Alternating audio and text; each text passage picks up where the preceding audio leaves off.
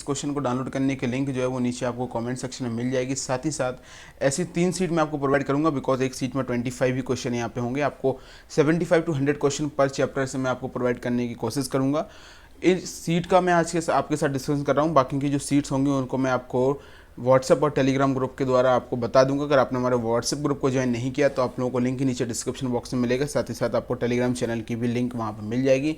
एक बार आप लोग उस चीज़ को ज़रूर ज्वाइन कीजिएगा। सारी की सारी लेटेस्ट अपडेट हो या फिर आपके लिए जितना भी इंपॉर्टेंट स्टडी मटेरियल हो, सारा का सारा स्टडी मटेरियल आपको वहीं पर हम प्रोवाइड कर देते हैं। तो स्टूडेंट्स, अब इसमें अगर स्टूडेंट्स वीडियो में आगे बढ़ें तो पहला क्वेश्चन जो है कि deficiency with which a child born, child के जब चाइल्ड पैदा हुआ उसके साथ ही ये डेफिशिएंसी यहाँ पे थी। Defect with child inherit from the parent from the birth, एक उस डिसऑर्डर का क्या नाम है जिस डिसऑर्डर में जो बच्चा होता है उसको बचपन से ही कोई प्रॉब्लम होती है और उसको वो बीमारी अपने पेरेंट्स से मिली हुई है। तो इस टाइप के डिसऑर्डर को हम यहाँ पे सिंपली जेनेटिक डिसऑर्डर कहते हैं। आपको फर्स्ट पेज पे ही ये मिल जाएगा ह्यूमन हेल्थ एंड डिजीज़ के। जेनेटिक डिसऑर्डर जो होता है वो आपका पेरेंट्स से प्रोजनी में ट्रांसफ़र यहाँ पे होता है। और इस क्वेश्चन में डायरेक्टली ये लिखा भी था कि ऐसे डिसऑर्डर का नाम बताइए जो एक बच्चा है जिसको बचपन से बीमारी है और वो बीमारी उसको उसके पेरेंट्स से मिली हुई है बाई बर्थ।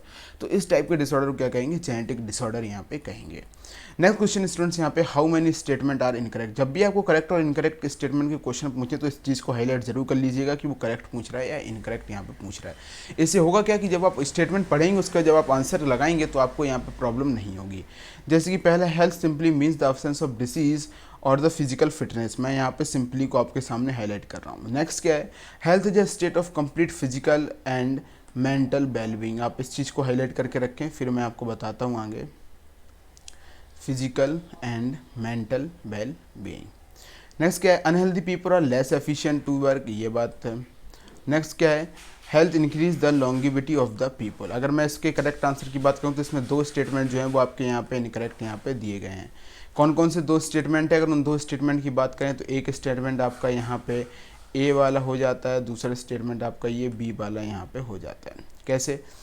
अगर एनसीईआरटी की लाइन देखें तो एनसीईआरटी में डायरेक्टली लिखा है health does not simply means the absence of the disease और द फिजिकल फिटनेस। तो यहाँ पे डज नॉट लगा होना चाहिए था। बी वाले में देखें तो एनसीईआरटी डायरेक्टली लिखता है कि health is a state of not only complete physical and mental wellbeing, it is also not only social wellbeing भी यहाँ पे लिखा होना चाहिए था। Health is a state of complete physical mental and social wellbeing, यहाँ पे ओनली इसके बारे में कह दिया गया है। तो ये चीज़ यहाँ पे गलत यहाँ पे हो जाती है। नेक्स्ट क्वेश्चन की बात करेंगे, question number 3, state the incorrect statement. आपको इनमें से इनकरेक्ट स्टेटमेंट कौन कौन से हैं वो इनकरेक्ट स्टेटमेंट आपको यहाँ पे बताने हैं।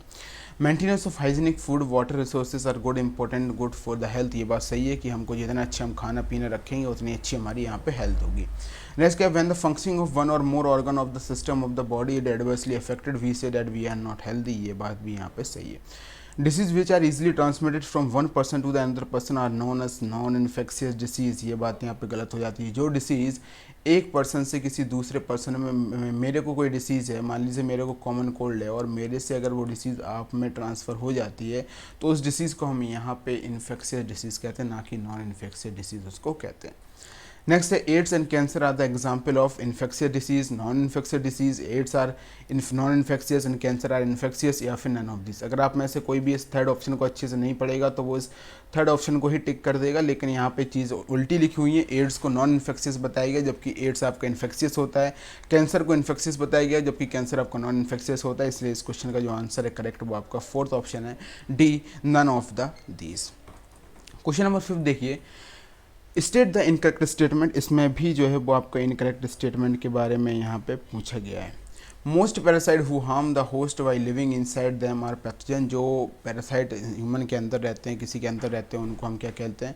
वो उनके अंदर रह के उनको पैथोजन कहते हैं। नेक्स्ट है, pathogen result in the morphological and functional damage to the host. ये बात भी यहाँ पे सही है कई हद तक कि हमको फिजिकली और हमको मॉर्फोलॉजिकली डैमेज जो है वो पैथोजन प्रोवाइड करते हैं। Pathogen need not to adapt the life within environment. ये बात यहाँ पे गलत हो जाती है। पैथोजन जिस भी होस्ट के बॉडी के अंदर जाता है उसको उसके अकॉर्डिंगली यहाँ पे लाइफ को अडेप्ट करना पड़ता है। आप अपने अकॉर्डिंगली देखिए, जैसे आप हॉस्टल में जाते हैं तो अब हॉस्टल में कई सारे हॉस्टल में रूल क्या है कि आपका 10 बजे यहाँ पे गेट बंद कर दिया जाएगा। भले ही आपका पहले घर में जब आप थे आप 12 बजे बाहर घूमने जाते थे, लेकिन अब आपका हॉस्टल का गेट 10 बजे बंद हो जाता है। तो आप वहाँ पे एक रह रहे हैं और जो आपको वहाँ रह रहा है वो आपको होस्ट प्रोवाइड कर, वो आपका होस्ट है क्योंकि वो आपको वहाँ रहने दे रहा है। तो बात यह है कि अब आप होस्ट आपके अकॉर्डिंगली नहीं चलेगा, आपको उसके अकॉर्डिंगली यहाँ पे चलना पड़ेगा। तो पैथोजन को होस्ट के अकॉर्डिंगली जो है वो लाइफ यहाँ पे अडेप्ट करनी पड़ती है, तो वही चीज़ यहाँ पे दी गई है। ओके, तो काफ़ी सारे क्वेश्चन हैं, मैंने क्वेश्चन 3-4 क्वेश्चन आपके साथ डिस्कस किए। मैं आपके साथ पूरे क्वेश्चन डिस्कस नहीं करूँगा, पहले आप लोग इन क्वेश्चन को खुद लगाइए, उसके बाद मैं आपके साथ डिस्कशन करूँगा। मैंने शुरू में 4-5 क्वेश्चन का इंट्रो आप लोगों को दे दिया है। आप लोग इन सारे के सारे क्वेश्चन को आप लोग पहले खुद से सॉल्व कीजिए। रेगुलर सीट दी जाएंगी, आप रेगुलर सीट को क्वेश्चन को सॉल्व कीजिए। आपको जिस भी क्वेश्चन में जहाँ पर भी डाउट हो आप मुझे व्हाट्सएप पर बताइए। साथ ही साथ अगर आपको चाहिए हो कि इस क्वेश्चन की सीट का आप पूरा डिटेल वीडियो ज़रूर बनाइए, तो मैं हर एक सीट का डिटेल एक्सप्लेनेटरी वीडियो अभी जैसे हमने क्वेश्चन डिस्कस किया आपके सामने बनाऊंगा। आपके सामने ऐसे काफ़ी अच्छे क्वेश्चन है, जैसे कि इस क्वेश्चन को देख लीजिए। एनसीईआरटी जो है वो सीबीएसई जब होता था, नीट या आईपीएमटी, तब इस टाइप के क्वेश्चन पूछता था कि ऐसे 5-6 ऑप्शन दे दिए, पूछा इनमें से कौन से जो है वो बैक्टीरियल डिसीज़ नहीं है। अब आपको मालूम है कि टाइफाइड, डिप्टेरिया, प्लेग और न्यूमोनिया और डिसेंट्री ये सारी की सारी आपकी बैक्टीरियल डिसीज होती हैं, तो आप डायरेक्टली यहाँ पे डी ऑप्शन लगा देंगे कि ये सारी की सारी आपकी क्या होती हैं, ये आपकी सारी की सारी बैक्टीरियल डिसीज होती हैं।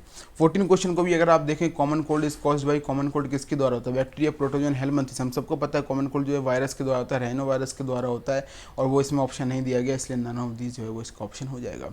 तो काफ़ी इंपॉर्टेंट क्वेश्चन आप लोगों के लिए एनसीईआरटी के एक लाइन से क्वेश्चन बनाएगा। अच्छा, ये क्वेश्चन आप देखिए, क्वेश्चन काफ़ी अच्छा है कि कॉमन कोल्ड के लिए इनमें से कौन सा स्टेटमेंट सही नहीं है। पहला स्टेटमेंट पढ़िए, common cold is spread by inhalation of the droplet resulting cough and sneeze of the infected person, बिल्कुल सही है। Transmission of the droplet resulting from cough and sneeze of the infected person, ये भी सही है। जैसे कि कोई ऑब्जेक्ट है, अगर आप उसके डायरेक्ट टच में आ गए जो छींक है उसके ड्रॉपलेट के, तो आपको हो सकता है। अगर उसने मान लीजिए हैंकी यूज़ किया, उसने ऐसे छींका और उसने किसी चीज़ को यूज़ किया, उसके बाद उसी चीज़ को आपने यूज़ किया, तो आपको इन्फेक्शन हो सकता है। सिम्टम जो है वो कॉमन कोल्ड के 3 से 7 दिन तक रहते हैं, ये बात भी यहाँ पे सही है। अब इस ऑप्शन को देखिए, nasal congestion, discharge and mucus, इतना ठीक है, ये नेजल कॉन्जेशन एंड डिस्चार्ज ठीक है। लेकिन यहाँ पे इन्होंने एक चीज़ लिख दी, ब्लड इन स्टूल, जो कि इसमें कॉमन कोल्ड का बिल्कुल भी सिम्टम नहीं, और आपसे पूछा था नॉट ट्रू, तो इसीलिए ये डी वाला ऑप्शन जो है वो करेक्ट हो जाता है। तो आपको इससे सिम्टम्स भी थोड़े याद रखने चाहिए, क्योंकि एग्जामिनर इस टाइप से आपको घुमा सकता है। नेक्स्ट ये क्वेश्चन देखिए, इसमें आपको फिर से 2 चीज़ें दे दी गई, यहाँ पे प्रोटोजन दे दिया गया और मॉस्किटो दे दिया गया। स्टूडेंट्स यहाँ पे कंफ्यूज हो जाएंगे कि कॉजल एजेंट कौन है।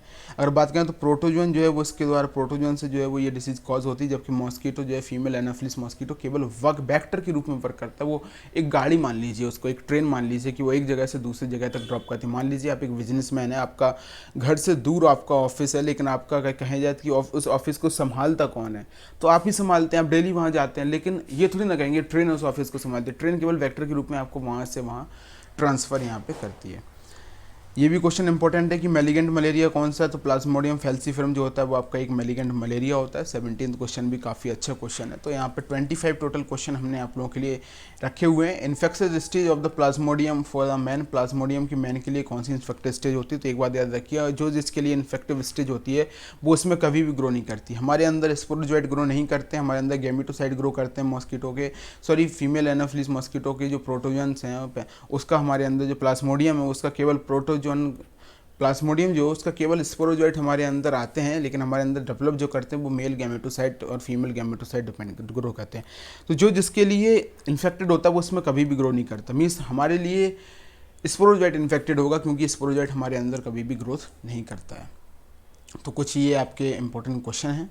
25 क्वेश्चन हमने आपके लिए यहाँ पे दे रखे हैं, आप इस सीट को डाउनलोड कर सकते हैं। साथ ही साथ लास्ट में आपको इस सीट के आंसर भी यहाँ पे दे गए हैं, डिटेल में आपको आंसर मिल जाएंगे।